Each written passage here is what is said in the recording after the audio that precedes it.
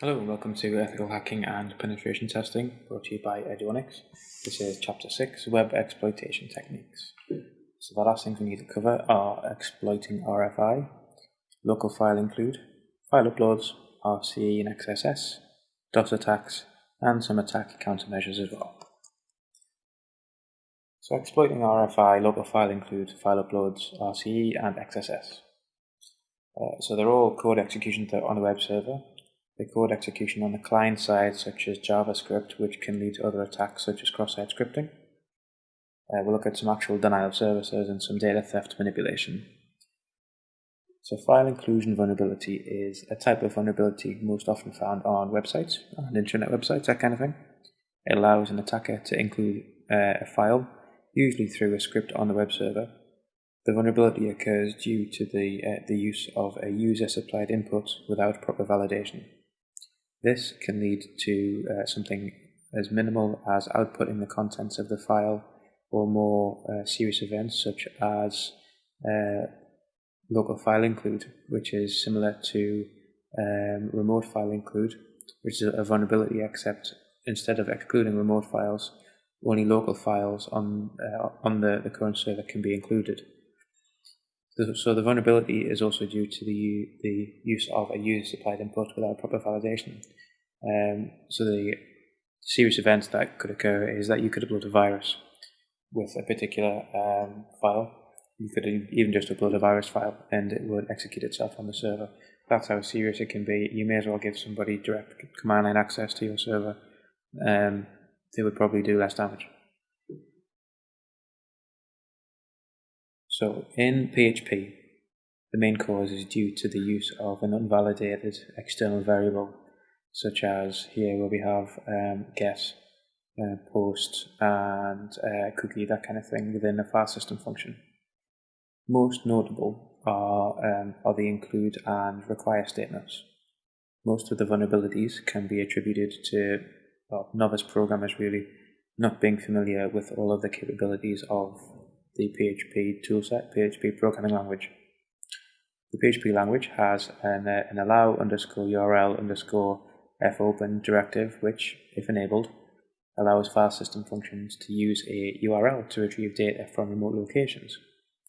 An attacker will alter a variable that is passed to one of these functions to cause it to include malicious code from a remote source.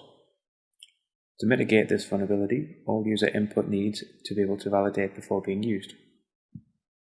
Solutions to this include filtering or validation of the passed-in path to make sure it doesn't contain any unintended characters and character patterns. However, this may require anticipating all possible problematic character combinations, which is quite time-consuming really.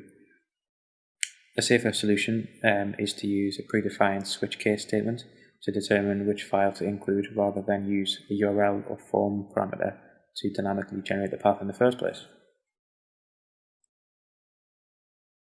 So cross-site scripting is a type of computer security vulnerability typically found in web applications.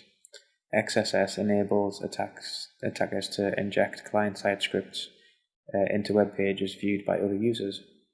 A cross-site scripting vulnerability may be used by attackers to bypass access controls, such as the same origin policy. And if we have a look in the OWASP top 10, we can see here that cross-site scripting is at the very top. This was last revised on the 22nd of the 4th, 2014. Cross-site scripting attacks are a type of injection in which malicious scripts are injected into otherwise benign and trusted websites. XSS attacks occur when an attacker uses a web application to send malicious code, generally in the form of a browser-side script, to a different end user.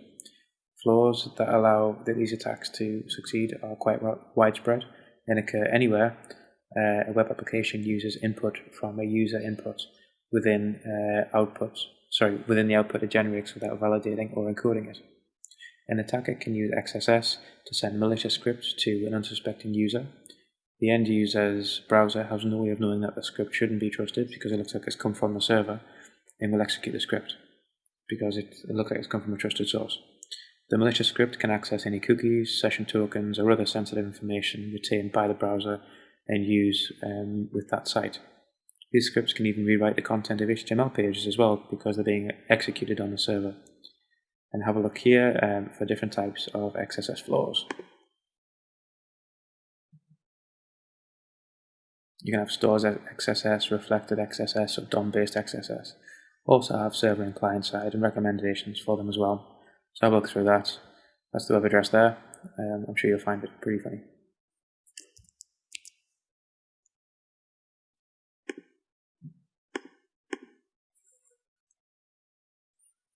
So denial of service and distributed denial of service attacks.